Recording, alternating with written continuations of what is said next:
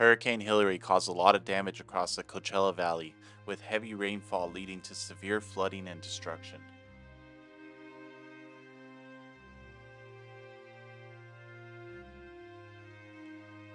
One notable example of this destruction is the Whitewater River Bridge. As you can see here, the bridge has been broken into multiple pieces, each standing at different angles.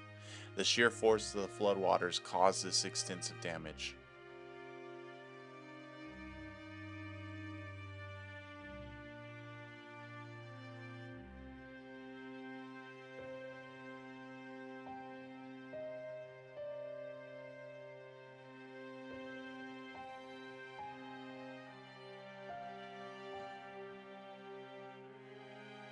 Although this bridge wasn't a vital connector for our community, its destruction still showcases the power of the storm.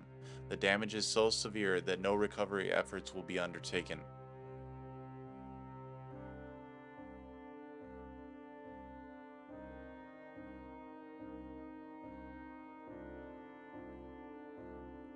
This footage serves as a reminder of nature's power and the ongoing challenges we face in rebuilding. Thank you for watching this video and stay tuned for the next one. Until next time.